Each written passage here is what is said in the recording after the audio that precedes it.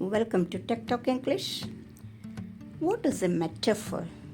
Today we are going to deal with metaphors. Life is a journey. We all heard it, but unless you are carrying a backpack and a map, life is literally a journey. It's a metaphor, but why do we use them? Why is our brain obsessed with them?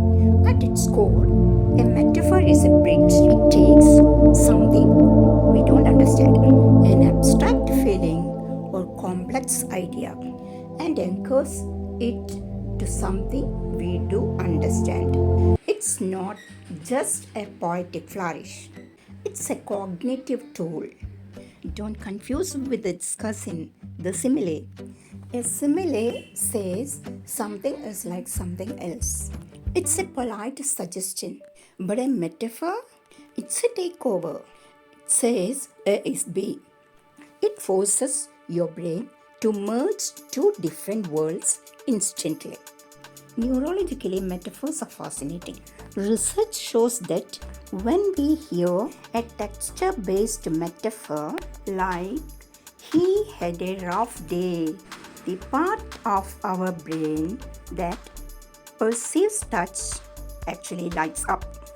We don't just think metaphors, just feel them. Metaphors shape our reality. If you view an argument as a war, you look for ways to win and destroy. But if you view an argument as a dance, you look for rhythm and cooperation. The metaphor you choose changes how you behave.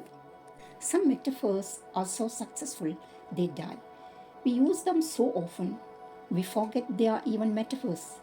The leg of a table, the foot of a mountain, or catching a cold, they become part of the furniture of our language. Metaphors are the colors we use to paint the invisible parts of our lives. They make the complex simple and the mundane beautiful. So, look at your world today. What metaphors are you living by? Maybe it's time to write a new one. Academically, let's see some metaphors used by some romantic poets, Wordsworth, Shelley, Byron, etc. It gives a gold standard for how metaphors function beyond simple comparison. See, famous romantic poet Wordsworth wrote in his Daffodils, I wandered lonely as a cloud. Did you read that poem? If you read it, please comment me what is the poem about. Here, by comparing himself to a cloud, he isn't saying he is made of water vapor. He is using the cloud's detachment and aimless floating to describe a specific kind of peaceful observational solitude, that is loneliness. Now let's come to Shelley.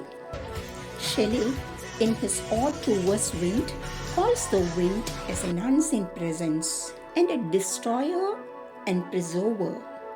Here the wind becomes a metaphor for the power of poetry and political change.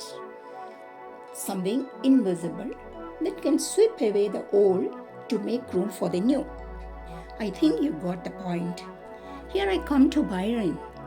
Byron, in his most famous lyric, She Walks in Beauty, uses a sweeping metaphor to describe a woman's grace. Instead of comparing her to the bright gaudy sun, he compares her to the starry night. Now let us see how Shakespeare used his metaphors. In his As You Like It, he says, all the world is a stage, and all the men and women merely players. Now let's see Maya Angelou's caged bird, the cage of poverty. Here the metaphor is powerful for describing abstract injustice. Here Maya uses the physical constraint of a cage to make us feel the invisible, the systematic oppression and denial of freedom. Now let's come to modern world metaphors. See, metaphors aren't just relics, dusty relics. They are alive and well in the media they consume every day. Time is money. It's a common idiom. Our culture treats time as a monetary metaphor. That's we spend it, waste it, save it, and it is treated as a circle. My heart, it's breaking hammer. It's a quote from Likely Music. I follow rivers. I am feeling under the weather. Or a storm is brewing. She has a sunny disposition. In our everyday language, emotion working as a weather system. So it's a metaphor. Now let's see what's a simile. What's the difference between a simile and a metaphor? Now, what's the meaning behind a metaphor? What's the metaphor actually? To carry over or to transfer the qualities of one thing to another, or transferring a new layer of meaning to them. See, time is a thief. It's a metaphor. How? The city is a pressure cooker. It's a metaphor. Here, the problem is a puzzle, the problem is a battle. Actually, a metaphor has two parts, the tenor and the vehicle. Life is a roller coaster. In this metaphor, life is tenor and roller coaster is vehicle. Heart of stone, feeling blue, the curtain of night, apple of my eye.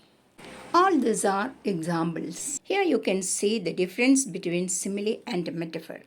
A metaphor that has lost its figurative punch is called dead metaphor.